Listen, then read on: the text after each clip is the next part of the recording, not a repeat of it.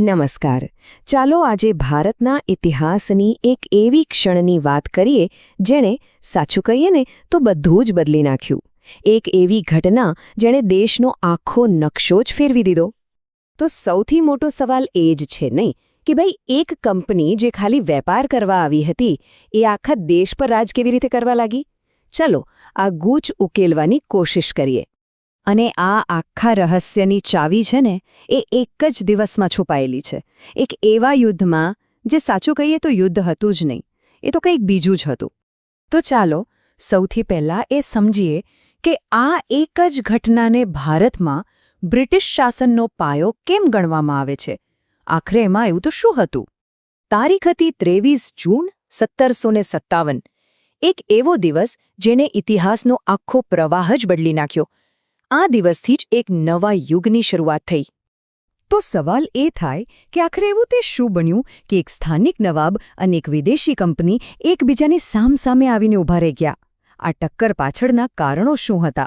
જુઓ, આ આખા સંઘર્ષના કેન્દ્રમાં બે મુખ્ય પાત્રો હતા જેમના હેતુઓ બિલકુલ અલગ હતા. એક તરફ હતા બંગાળના નવાબ સિરાજઉદ્દૌલા, જે પોતાનું સાર્વભૌમત્વ બચાવવા લડી રહ્યા હતા, અને બીજી તરફ હતા ઈસ્ટ ઇન્ડિયા કંપનીના રોબર્ટ ક્લાઇવ, જે કોઈપણ ભોગે કંપનીનો પ્રભાવ વધારવા માંગતા હતા. અને આ ટકરાવ પાછળ છે ને મુખ્યત્વે 3 કારણો હતા. પહેલું, અંગ્રેજો નવાબની મંજૂરી વગર જ કલકત્તામાં કિલ્લેબંધી કરી રહ્યા હતા. બીજું, તેઓ વેપારના વિશેષાધિકારોનો ખોટો ફાયદો ઉઠાવીને ટેક્સ પણ નહોતા ભરતા. અને ત્રીજું, એ લોકો નવાબના દુશ્મનોને આશરો આપી રહ્યા હતા. મતલબ કે એ લોકો સીધી રીતે નવાબને પડકારી રહ્યા હતા. હવે આપણે વાર્તાના સૌથી રસપ્રદ ભાગ પર આવીએ છીએ. ખબર છે, આ લડાઈ હથિયારોથી નહીં પણ દગાબાજીથી જીતવામાં આવી હતી. ચાલો જોઈએ કેવી રીતે. આનો સીધો મતલબ એ છે કે યુદ્ધનું પરિણામ તો ગોળી ચાલે પહેલાં જ નક્કી થઈ ચૂક્યું હતું. અસલી લડાઈ પ્લાસીના મેદાનમાં નહીં પણ બંધ બારણા પાછળ થયેલા એક ષડયંત્રમાં હતી. તો આ ષડયંત્ર હતું શું? બહુ સરળ હતું. રોબર્ટ ક્લાઇવે ગુપ્ત રીતે નવાબના જ સેનાપતિ મીર જાફરનો સંપર્ક કર્યો.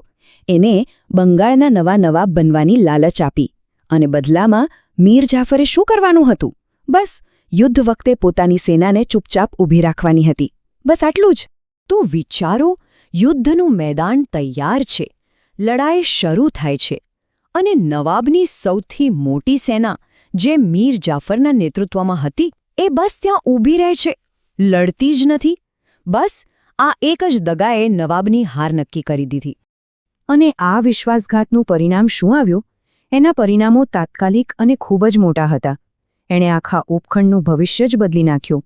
જીતના ઇનામ તરીકે અંગ્રેજોને શું મળ્યું? એમને બંગાળના 24 પરગણા એટલે કે આજના જિલ્લાઓ જેવા વિસ્તારોની જમીનદારી મળી. હવે એ લોકો ત્યાંથી ટેક્સ ઉઘરાવી શકતા હતા. અને આનાથી કંપનીની તિજોરીઓ પૈસાથી છલકાઈ ગઈ. અને મીર જાફરનું શું થયું? હા, એને નવાબની ગાદી તો મળી ગઈ, પણ એ ફક્ત નામનો નવાબ હતો, એક કઠપૂતળી જેની દોરી અંગ્રેજોના હાથમાં હતી. અસલી સત્તા તો હવે ઈસ્ટ ઇન્ડિયા કંપની પાસે આવી ગઈ હતી. તો બસ આ જ એક ક્ષણ હતી જ્યાં આખું ચિત્ર બદલાઈ ગયું. 1757 પહેલાં ઈસ્ટ ઇન્ડિયા કંપની શું હતી? એક વેપારી કંપની. અને 1757 પછી એ શાસક બની ગઈ. જે લોકો વેપાર કરવા આવ્યા હતા એ હવે માલિક બની બેઠા હતા. ટૂંકમાં કહીએ તો સિરાજઉદ્દૌલાની હાર અને મૃત્યુએ ભારતમાં બ્રિટિશ શાસન માટેના દરવાજા પૂરેપૂરા ખોલી નાખ્યા. આ એક જીતથી એમને ભારતના સૌથી ધનિક પ્રાંત પર કબજો મળ્યો, અને પછી આ જ પૈસા અને તાકાતનો ઉપયોગ એમણે બાકીના ભારતને જીતવા માટે કર્યો. પણ યાદ રાખજો, પ્લાસી તો માત્ર શરૂઆત હતી. આ તો પહેલું પગથિયું હતું. આ ઘટનાએ આવનારા સંઘર્ષો માટે રસ્તો બનાવી દીધો. આના પછી આવ્યું બક્સરનું યુદ્ધ, જેણે બ્રિટિશ શાસનના પાયા વધુ મજબૂત કરી દીધા.